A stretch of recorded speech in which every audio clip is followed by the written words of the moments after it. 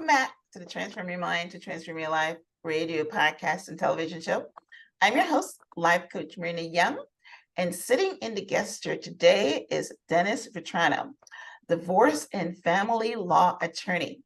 And Dennis and I are going to be talking today on the very interesting, and I hope you're very curious, topic of why are women divorcing men? Welcome, Dennis. Good to be here. Yes. I love good conversations, and I know that this is gonna live up to the billing. All right. So let me give you guys just a brief introduction. Going through a divorce means overcoming a stressful and emotional time. You need to retain an exceptional lawyer who not only understands the gravity of your legal situation, but who can also use experience and knowledge as a leverage to help take the burden off your shoulders. Dennis Vetrano has over 20 years of experience in the field of divorce and family law. He offers tips and insights into divorce, relationships, and life advice. You can also listen to the DRV Law Show podcast, formerly known as Divorce Stories, to hear interviews that help guide and inform people through their marriage or divorce journey and beyond. Yes, so the statistics are not going down. 50 plus marriages, 50% of marriages or more now, I don't know, end in divorce. So, you go into a marriage and you always hope that you'll be the lucky one that till death do us part. But sometimes it doesn't always work that way. And when you're going through a divorce, like the intro says, it's good to have good people in your corner. So Dennis, we're going to be focusing on a kind of a skew to, why people get divorced today. So I want to start off by asking you say that one of the main reasons a couple get divorced is because of gender imbalance. So how does this gender imbalance contribute to a rising divorce rate? Well, what I'm finding a lot in my practice these days is that women, we know statistically that women tend to file for divorce more than men do. But then you try to delve into that. Like, why are they doing that? What's happening? And what I'm finding as I do my consultations and I talk with my clients through my cases, I'm finding that they're getting frustrated. And they're getting frustrated because now women are CEOs, they're entrepreneurs, they're making the lion's share of the income, they're making just as much money and working as hard or harder outside the home. They always have in the home, outside the home as the men are, and yet they're still carrying all the burden inside the house. They're still doing the laundry. They're still doing the grocery shopping. They're still taking care of the kids. And when they come home after working all day, and it's kids and it's laundry and it's sports and all of those things we typically do as parents, one person's sitting on the couch and the other person's doing all the work. And that's not to say that that's all men, but I'm finding that that's a growing trend. All right, but I'm looking at it as like it's always been that way. So what's the change? What's the change in the dynamics? It's always been that way. Men and women are always doing the work, and the men sit and watch football or basketball or something. It is. And I feel like, but here's the thing. I think a lot of times, you look back to like when I grew up, hey, my father made the lion's share of the income and my mother worked inside the home and outside the home. But now think of it like now your mother's making the lion's share of the income and she's still doing the inside the home and the outside the home. And now the guy's going to work and saying, hey, I went to work. I made the money. I'm good. And the lady's like, I made most of the money. I'm paying the mortgage. I'm paying the bills. And guess what? I'm doing everything else too. So when I say gender imbalance, you're finding the ladies are doing all of these things, but the guys aren't catching up. They're not catching up in that they're not saying, hey, why aren't I preparing meals? Why aren't I grocery shopping? Why aren't I taking the kids with me grocery shopping or to sports or I'm the person that the school nurse calls, or when there's a snow day, I'm the person that stays home with the children. Why isn't that me? Why does that always fall on mom? And I think that the reality is we're not asking those questions. that's how the gender shift for the ladies is happening. And for the men, we're like way behind, man. We got to catch up. That's the point. Yeah, yeah. I remember, one of my marriages, I've had a few, but one of them, I was almost similar to what you're talking about. I was married to a guy that was very chauvinistic, and he would tell me that that's women's work. And I got really offended because, I was making more money than him. I Right. was making more money than him. He had a business that was not making any money. He was an entrepreneur and the business was not making any money. So I was paying all the bills and doing everything. And when I would say, did you want to help cook or, vacuum? And he would tell me that's women's work. And you're very right. That Yeah. contributed to our divorce because, I'm saying, hey, you know what? It's not just women's work. But one of Yeah. the reasons I'm asking you is, and that was what, 25 years ago? Yeah. So Yeah. what I'm saying is, why is there a trend now? Because I think that's always been the case. So what I think you're saying is women are saying, I'm no longer accepting it like I did. Yeah, I think in part, but I think it's also, it was the case 25 years ago, but I think less frequently so. I think now it's becoming more the majority than it was 50% of the time, half of the time. At least that's Right, what I'm seeing. It doesn't necessarily mean right, statistically right. that's what's happening across the board, but that's what I'm seeing. Now I'm Mhm. seeing more and more frequently you're having that circumstance. And what you just described is exactly what I'm seeing. It's Yeah, exactly what I'm seeing. yeah.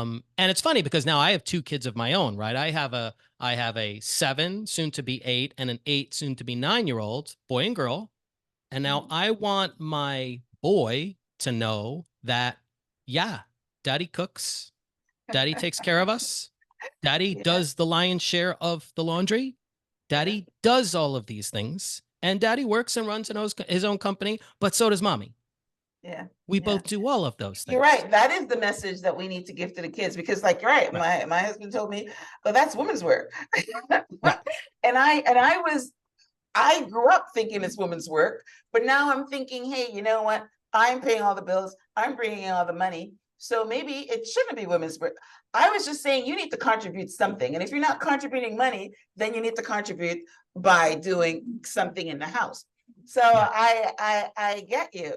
So so you're saying that women are tired. So women are tired of the bull crap. Women are tired of the men are not not doing pulling their full share and still saying that this is women's work and they want to sit down and watch their football and things like that. So the women are tired. So do you think that they go as a divorce attorney, they did try to get help or they just say, you know what, the relationship is over? Because I still think there have to be like more to the story before you go and file for divorce. Yeah, I think absolutely. I think the problem, a lot of what I talk about with relationships is relationships don't die overnight. Relationships die over time, in my experience, the little Mhm, things that accumulate. mhm, So I think, look, in your circumstance, that's woman's work. I don't do that. But why did you have to ask?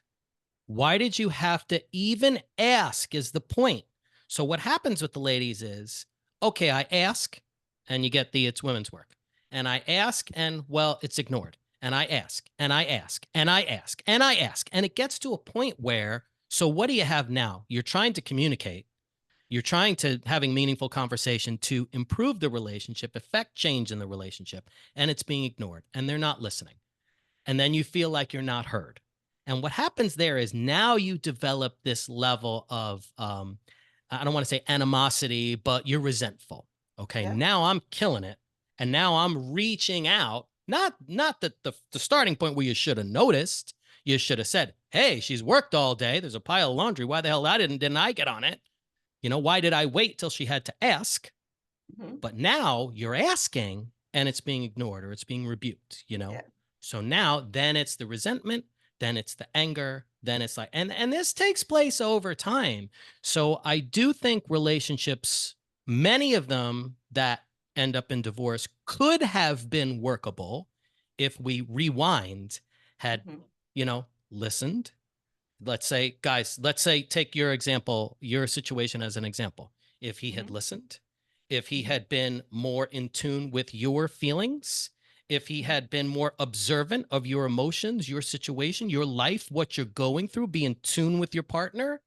If those things had happened, what, not to say that it was necessarily fixable, but in some cases they are. If over time these little things, you're listening, you're engaged, you care, you're in tune with your partner. But I think once those happen over time, yes, many try, marriage counseling and stuff like that. But I think it's, again, they don't die overnight. They die over time. And I think when Right. they get to my office, usually it's been, women statistically contemplate divorce for months, Yeah. minimally, sometimes Yeah. years before they actually pull the trigger. Yeah. I mean, It's the true. popular belief is that the ladies just decide overnight they want to be divorced. That's not usually the way it No. works.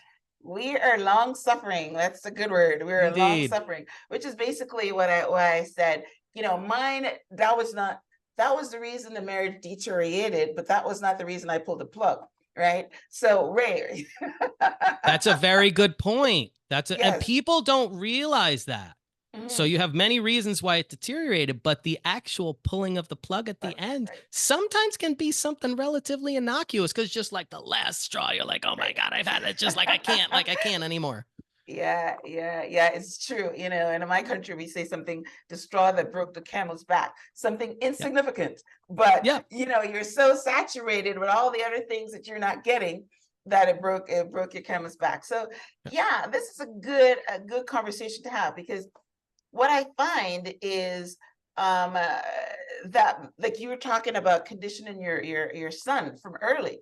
These Yep. conditioned, feelings and responses is, we go into a marriage based on what we saw in our own house. We are, emotionally bankrupt, or yeah, I'm just reading this book right now, and I had to go back and look at my experiences as a child, because the book is saying right now that if you whatever you had in your home, is that where you're going to bring to your relationship. So for Yep. instance, if you had your parents never talked, or you couldn't talk about anything deep, then when you go into your relationship, you're not going to be able to talk about anything deep. And I actually went back to and wrote a journal of what my earliest relationships like, where I able to go talk about Yep. things that are, so what I'm saying, the reason I'm saying that is because the person that's going to say that it's woman's work,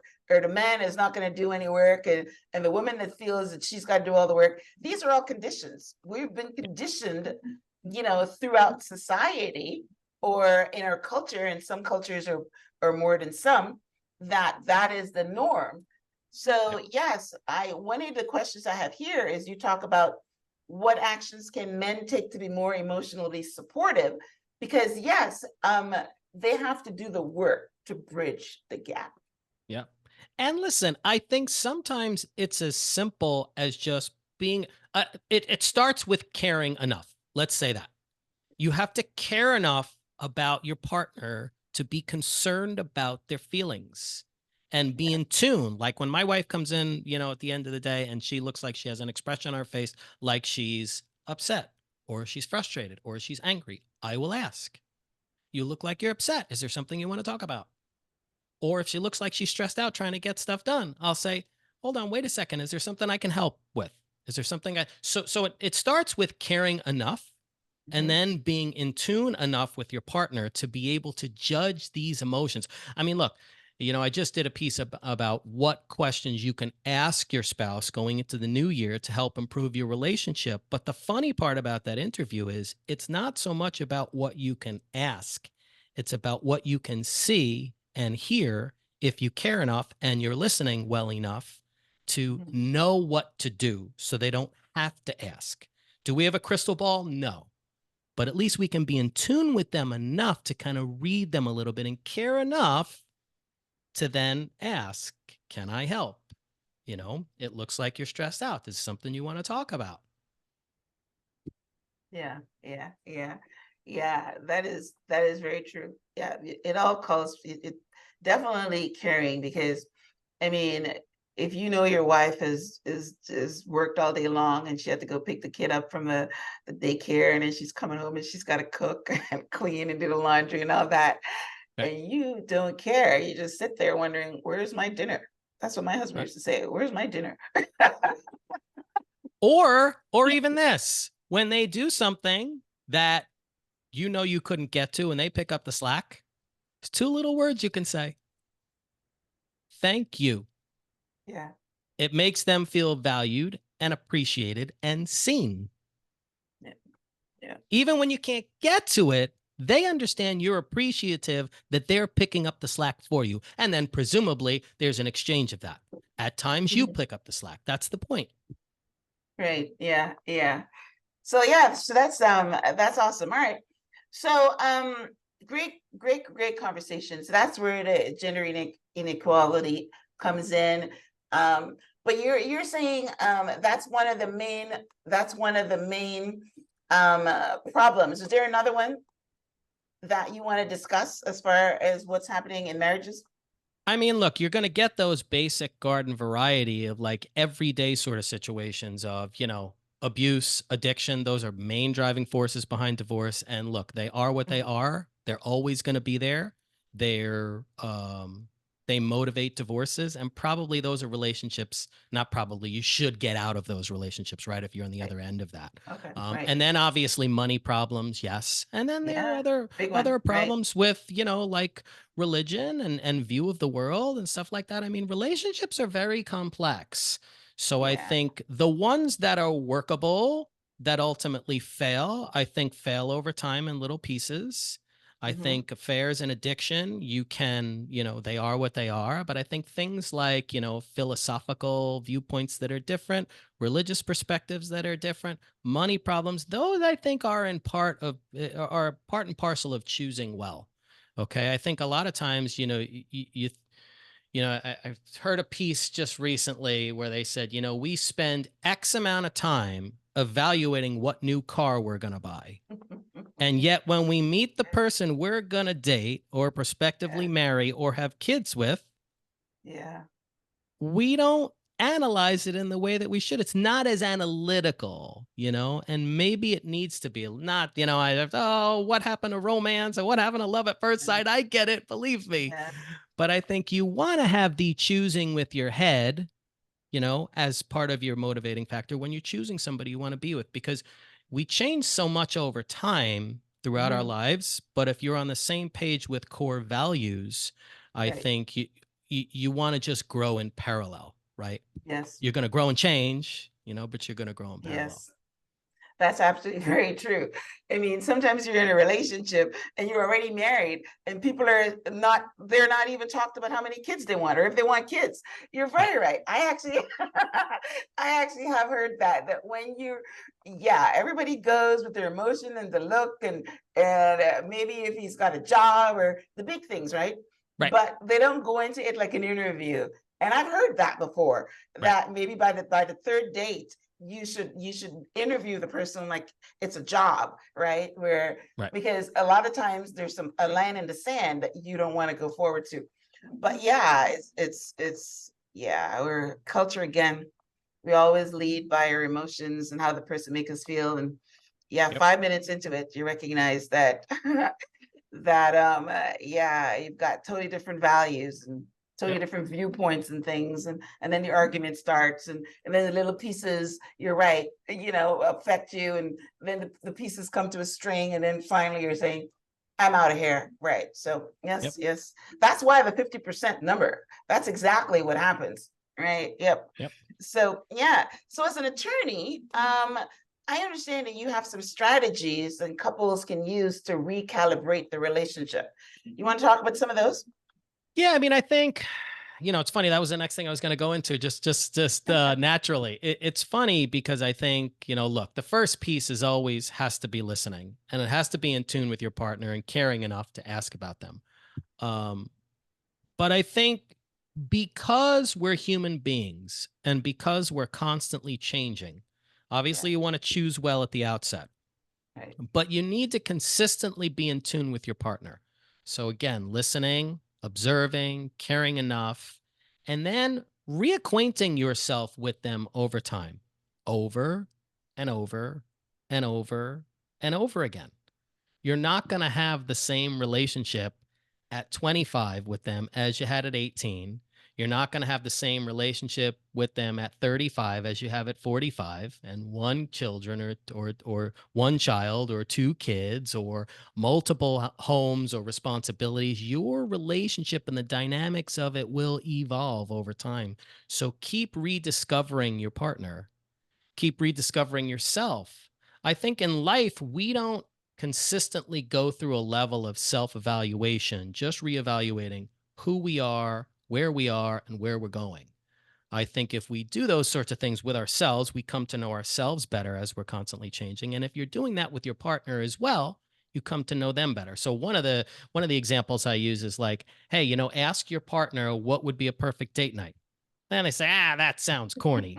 But it shows them you care enough, you're communicating with them, you're finding out more about them, because you may discover something new because they're constantly changing that you didn't know about them.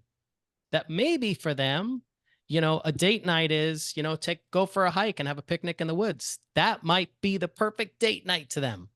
Whereas Yeah. when you were 25, it was something totally different.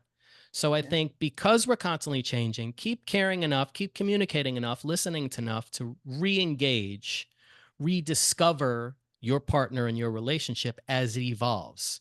Because again, it's not going to be the same relationship over time, but it can be just as fulfilling. It can be just as exciting. It can be just as passionate if you just care enough to keep re-engaging with each other. Yeah, yeah, it's very true. As you were talking, I remember my pastor always talks about the fact that, when he was dating they're now married for like, 16 years or something. But he felt because he wanted to be romantic, he would always send her roses because he figures that roses it was a flower that most women want or love and all that. And it wasn't in way into the marriage when she told him that she doesn't even like roses, she preferred orchids. So that is Right. so that's an example Right. of what you're talking about, where you assume you don't know, you go by past relationships, you think you know, but yes, if you ask the question, then you will find out.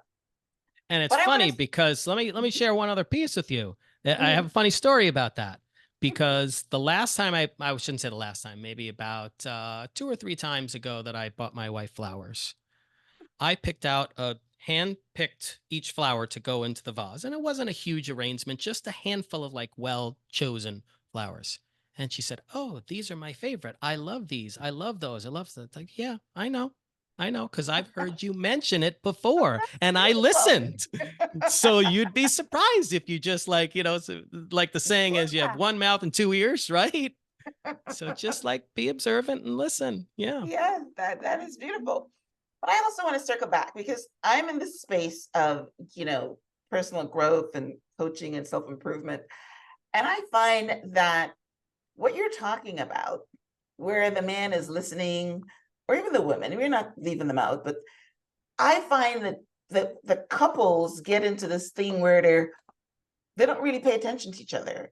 And Yep. it's more often that than the husband that is listening and asking you questions how they can help and all that. So in your experience, do you find that um uh, couples grow together, or one person is growing and the other person is still way back? Because that is my experience, that somebody is not doing anything to improve themselves, they're not doing anything to improve the relationship, and maybe one person is doing it, or they both are in the same um bucket. I think, let's put it this way. I think what I find in the splits are that they're in two different places. And I think part of that is attributable to choosing well at the outset. I said, look, there are people out there who are perfectly happy, just forgive The the way they expression, are, yes. walking the earth. Literally, they And just there's want to more like, of those ones than the other ones. and listen, I will tell you this from the bottom of my heart. That's okay. If that's what makes you happy, it's no one else's business. Do that. But as you're searching for a partner, if you know you're the, high energy, 100 miles an hour sort of person, and you're ending up with, or you're in a relationship with someone who just wants to be, that might not be the best fit. Because again, you're going to always be that person that's motivated, that's driven, that wants to do X, wants to do Y, wants to do Z. And that other Mhm. person might just want to, have a rental where they have a couch that they can lay on and read a book on a Saturday, and that's their day and that's their weekend. And, Yeah, that's just what yeah, they do. And I find that those relationships where the personalities are two totally different dynamics do tend to fail. I agree with you 100%. yeah. Yeah, unless you know, um, you just concentrate on yourself and you're not. But women are the type of people that are always wanting to fix someone else. Yep. So they go into the relationship, and let's say you're that person that don't want anything out of life, and they go into it and they're thinking, I'll fix him. So they start making asks and they start making demands, and the person is not doing anything. You know what I mean? There's two ways you can do that. You can either continue nagging or Right. just say you just leave them be and you concentrate on you. And Right. I've been in those type of relationships as well, where, hey, you know what? You're only responsible for you. You can't change the other person, change Yep. you. And sometimes they come around because you are the light, right? And Yep. sometimes, you just work on you. And I So think, I think the other thing about successful ladies, especially these days, I mean, let's say when I say successful, I mean that's just so subjective, right? When I say that, I mean high energy, high motivation, like want to find their passion, want to do something well, whatever it is, whatever you mhm, define success at. They're realizing, or not realizing, they're saying, I deserve more. yeah. I deserve more out of life. I'm not, and I think that's part of the reason why you see the divorces just continue to spike, because because of all the other reasons I talked about, but also people Mhm. aren't willing to settle anymore. People aren't willing to say, I'm going to be 30 years in a marriage and be unhappy. I'm going to be the one carrying the load for 30 years and be unhappy. I'm going to be the one conquering the world, raising the kids, working around the house, doing everything to the nth degree. And I'm going to be unhappy and be with someone who does not match my energy. Ladies are saying, Yeah. uh-uh, Yeah. you need to Yeah. match my, and again, I don't want this to be characterized as it's just, success is just about money or just about having status. It's about finding a passion, whatever it is, your place, your purpose in life, and chasing it and doing it 110%. It's tough to have that energy and be with somebody on the other side who doesn't, at least, it doesn't have to be 50-50, right? At least is matching your energy enough so they keep you inspired and motivated. I mean, that's what we're supposed to do for each other in a marriage, in a successful marriage. And I think ladies are saying, I want it, I deserve it, life is short, I need to be And happy. it's not happening. That's right. That's right. It's not happening. Yes. And you're right. Some of them are long suffering, and some of them are saying, yeah, you know what? I can do better. I can do better. And I'm Yep. going to go out there and find better. Yep. Okay. So if we circle back to our topic is why are women divorcing men? Can we summarize it to say they're divorcing men because of the gender imbalance? The men are sitting there and not meeting them at, I can't think of another word, but at their point of need, which is what the pastor says at church. You Mhm. Hey, that's a know good what way I to mean? phrase it. That's That's a a good good way to one, phrase it. right? Yes. Right. They're not they're not meeting them at their point of need, and they're sick of it, and they're deciding, you know what, I'm not going to be 30 years married and unhappy. Now we all know you're right. The infidelity thing, you mentioned money, because we fight about money. Just like how you would say that, the person is not helping with the kids and not contributing to the household. You've got the relationships where one person is spending all the money. Yep. That used to be the number one. Is it still? I think that's a piece of it for sure. I think that's always been a bone of contention. It's you, in my mind, you have to have a complete understanding at the outset on the way you're going to manage your money, because that can be a big bone of contention. So, who makes it? How much they work to make it? like who spends it, who it belongs to. So if mom is, let's say mom's a stay-at-home mom and she's doing everything at home, husband goes out and he works. That's all that he does. Okay. In terms of like, he doesn't take care of the household. He doesn't do the laundry. He doesn't cook. Right, You have to look at, because I was speaking with somebody just the other day, one of my colleagues, and he said, hey, that's our situation, Dennis. And although you see it fail a lot in your line of business, it works for us. And I said, you want to know why it worked for you? It works for you because you both have an understanding that these things are ours. Ours. The mm-hmm. money is ours. What we build together is ours. We share these things together. We put work into different things, but in equal proportions, and we're equally valued. Mm-hmm. I think where it comes into play with in terms of the spending and the money is, at least what I see is somebody makes the money and then they're going to tell the other person how they spend it, or they're going to tell the other person how they spend it, but they're going to spend the money any way they feel like. There's Yeah, it's got to my be an money, right? understanding of the hours and how it Right, works. right. Personally, I think it's a good exercise to divide money, income, in a way that you feel like you have your own money to spend. And then have some ground rules. Understand you're not going to go out and buy a Harley Davidson motorcycle tomorrow without saying anything, you know? Mm-hmm. Mm-hmm. Um, Right. my situation, the way I work with my wife is small purchases we each make on our own, no problem. And again, it's all relative, but we each have our own money that we spend in the way we want to spend, but we have a minimum responsibility to each other to support the household.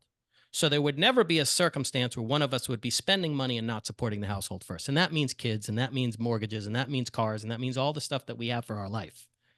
Right. And Right. obviously savings goes to do with that as well, goes along with that as well, and retirement, et cetera. Yes, yes, yes, yes. Yes, communication. We always circle back to that, right? Communication, right? We And when do. the problem starts is because there's no communication. You know, someone shows up with a car and you get offended. I mean, you don't even really sometimes, care that they bought the car. It was just like they bought it without saying anything. Right.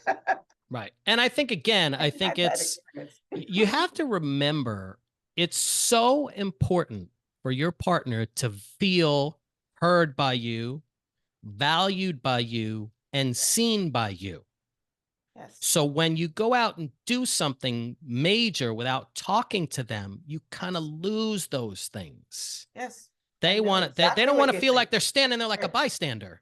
Like, right, oh, you're right. coming in with a motorcycle. Oh, okay. I'm just like Yes, standing here hanging out. yeah, Hey, talk to me. And then yes, they feel like, again, they feel like they're seen and they're heard and they're valued. And these, I will tell you, for human beings, like I said, earlier, just when someone does something, to say thank you. It's funny. One of my first jobs was with McDonald's. And the training with McDonald's, I think I was making $3.30 an hour to flip cheeseburgers, right? A part-time right. job when I was in high school. Mhm. One of the trainings said, every time you have an interaction with another team member, you say thank you at the end of it. You always say thank you. And I thought about that. I'm like, this billion-dollar, multi-billion-dollar company, they're training people to say thank you for any interaction. And they know believe me, these big companies know something about building teams and building companies and making things effective and efficient. And I thought about it and I said, you know what? It allows each team member, every time they leave that interaction, to feel a positive, because they feel, Mhm. oh, thank you. Yes, I'm appreciated. Yep, yep, I'm yep. appreciated. So let's take that Yes, and and these are just casual relationships at work for a $3.30 an hour job. For your yeah, husband or wife, minimally, they should hear that from you on a regular basis. yes, yes. I'm big on that. I'm big on thank yous. And if someone doesn't say it, I I say, well, thank you. Right, right. Well, that's what I say to my kids. My kids are, mommy just poured your juice for you. You got something to say? Like, right. Yeah, it's funny you talk about your experience with McDonald's. I started off in the banking industry. And in the banking industry, thank goodness I didn't bring it along into my marriage. But the banking industry, the customer's always right. Yep. Yep. Never argue with a customer because the customer is always right. You know what I That's mean? right. So every company has things that they grill into you for customer service. I wonder what Amazon's is. It's great because they're like the #1 customer service company right now, right? Right. But here's the thing. Think about these companies. Think about how much money they spend on trying to increase efficiency and productivity between their team members, their staff, their employees. A lot of money and a lot of research goes into that. So in my mind, there's so much to be learned there about just Yes, human interaction. yes, it's true, right? Yes, because when you learn something, whether it's that, you learn some things, when you were a teenager working at McDonald's, but there, one of my favorite quotes is, whoever you are, that's what you show up as. Whether you show up that way as a CEO of a company, you show up that way. You like that, right? You show up that Do. way in a marriage, right? Whoever you are, that's how you show up. And if you've learned to say thank you and appreciate people or whatever, that's how you're going to show up. So yeah. Yep. 100%. It's funny because one of my other early jobs, I had so many odd jobs in my entire life. I was waiting tables, right? And you'd have to, like, when you were done with your shift, you'd have to, like, sweep up, right? And everybody would just sweep up really fast and leave crumbs all over the place and this and that. And I'm sweeping up. And this is when I was studying for the bar in law school, right? And I'm like, you know what? I said, my whole life, actually, this might have been earlier than that. My whole life, I'm going to be judged by the things that are attached to my name, whether it's Mhm. sweeping a floor, whether it's arguing a case, whether it's, raising my kids, coaching a team, everything I do that I attach my name to, I'll be judged by. So what do I want people to think of me when I even Good. do the most menial task of sweeping a floor? I want them to know that if it was me, it was done well, because Yes, that's that's who I am. beautiful. Yes, that's beautiful. Yeah, that's a good thing to be, yes, operate in excellence. Yes, amazing. All right, so we've had a really good conversation. So to recap, yeah, women are divorcing men because they're not being seen, they're not being heard, they're not being understood. They're like being dumped on. You're the woman, do the work, Yep. that kind of thing. So yeah, this was a good conversation. So let's tell our listening audience how they can, get a hold of you. Where do you practice? Your website. You've got a podcast. Let's talk about that. Yep. Well, you can find us at DRV Law on Instagram and also on TikTok. You can find the website, drvetranolaw.com. Look, if you need assistance with a divorce or a family law case anywhere near the Beacon, New York area, we handle all the surrounding counties and those sorts of cases. You can find us at drvetranolaw.com. And also check out the podcast. There's some really interesting conversations there. That's the DRV Law Show podcast. So we're having conversations like these. I think there's so much to be learned from what I have seen fail over the past 2+ decades, and therefore what we can try to make work. So hopefully you Yeah. avoid my office. Yes, yes, yes. It's very good to get information. Like I do a lot of reading, and I was Yeah. just telling you about this book I've just started reading, and it was talking about the name of the book was Be the Love That You're Hoping to Be, or I don't remember the exact title, but what it's saying is don't go looking out there for love, find it inside, right? So I'm reading that, and I'm only in the first chapter, and they start off about talking about what I just said to you. Your Whoever you are now is based on your earliest relationships in your family. If you don't talk, is because nobody talked to you, or that kind of thing. So Yep. I'm reading that, but yeah, I am always growing because I'm in the personal development space, because you can make a difference, you can change, you know what I mean? So yes, it's not, hey, you know what, I'm gonna ring the bell and move on and try to find what I'm missing in this relationship, find it somewhere else, because you can work on it. And one Yep. of my sayings is, I mean, it's not mine, but I always quote it, is people always think the grass is greener on the other side, but the grass is greener where you water it, right? You ever heard that one? That's a good one. I have not heard that one, but I love that one. Yeah, the grass is green where you water it. So you've got to learn how to work with what you got instead of trying to start over, and because it's never going to be perfect. Yeah. You might not be getting something in this relationship that you get in another one, but there's going to be something missing. So that's my philosophy. So I read a lot, and I read a lot of books and relationships, and read a lot of books but things, and that's how I get my information. Then I try to work it into my relationship, so Yeah. yeah. It's funny how much you can learn from working with other professionals in this space and people with experience and knowledge and ideas. And I think, I think to your point, I think the first thing is, look, like, discover who you are. Like, I think, and that's inside of a relationship or outside of a relationship. And that sometimes can be the most important epiphany in your life, is to really discover who you are and know Yes, that it's worth taking the time on yourself to find yourself. yes, And, you know, there's a lot, there's a lot you can do. I mean, I'm very optimistic, and that I believe any dream you want to chase, you'll get there if you really make that commitment to get there. it's true. It's So true. Yes, you just got to do the work. You got to do the work. It's not going to come automatically. You got to 100%. do the work. Yes. All right, Dennis, this has been fantastic. Yes. So thank you guys for tuning in to Transform Your Mind to Transform Your Life radio podcast and television show. I'm going to have a transcript of my conversation with Dennis on the show page, which is blog.myhelps.us. I will link out to his podcast. I will link out to his social media handles and his website. So yeah, knowledge is power, right? And yeah, so definitely, follow Dennis.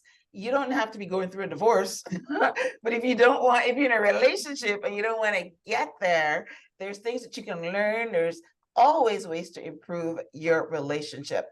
And this conversation is about gender inequality and why women are saying we've had enough, we're tired, we want more, right? So it's the men that are listening, hey, pay attention. Because again, you might be sitting there thinking, hey, you know what, maybe I'm not doing anything because I bring home money, but that doesn't work either. It's funny because a lot of the guys that reach out to me on my social media pages about my videos will say, "You're just doing this to pander to the ladies and make them feel okay." But I said, "No, no, I'm doing this more so talking to you. Yes, Men, don't wait. Don't overlook it. These little things, they're not insignificant. Pay attention to them, because again, you're either going to listen now or you're going to yes, listen in my office however many years later, and I don't want that yes, for you. And and sure. and I'm sure your wife doesn't want that either. So listen Yes, now, please. yes, yes, yes, yes. And men hurt from divorce. One of the things I've learned is that, women get over it much quicker than the men. Yep. So, Well, and that's true. And I think, you know who wins with the divorce cases more than anyone else? The lawyers. That's who wins. The lawyers end yeah, up getting paid for it. So, and they say, yes, well, you're going to lose case. I don't care about that. I do divorce mediation. I do a bunch of other stuff. I'm not worried about that. I'd prefer that people improve their lives, whether it's, hopefully without the divorce. right. So, Yes, yes, yes. All right, guys. So listen, I hope you learned a few things today, men and women, right? Learned a few things. I mean, ladies, if you're tired because your husband is not doing much, talk. Maybe he doesn't know. He might be clueless, because they are a lot of times. You know what I mean? So say something. You know what I mean? And he might listen if he really cares. Like Dennis says, if he really cares, he might listen. And if you were talking, and hey, nothing's happening, then you've tried, right? So, but I hope that you guys learned something today, and definitely, yes, if you do not change, or you do not do something, then yes, the lawyers are going to make money. And that's what Dennis is there for. He is here to finalize the divorce. Right? That's what they do. And you always need one. Can't get the yep. divorce without one. So yes, if you are in the New York area, or you're unfortunately going through a divorce right now or thinking about it, definitely hit Dennis up. And if you want to improve your relationship, then follow him and see how you can make your relationship work. So Dennis, thank you so much for being on the show. I know that we were going to have a great conversation because this is life, and It is. because the divorce rate is so high, we all know somebody. I've been through it several times, right? Yeah. So this is information that we can all use. Yep. So as we wrap Thanks so up, much. any last words? No, that's it. I just, I think I'll leave you with this. Like, just no matter where you're at in your life, know that you're worth it. Know that you deserve it. Take the time and put the work in to get to the place that you want to get to, because if you really want to, you will. So thanks again for having me on, Myrna. It was a great conversation. You're welcome. All right, guys, listen, if you're listening to this on iTunes, we'd love for you to rate and review the show and hit that subscribe button. If you're watching this on YouTube, we'd love for you to also subscribe and leave a comment. Guys, we want to hear from you. All right, until next time. Thanks, Dennis. Until next time, namaste. Bye.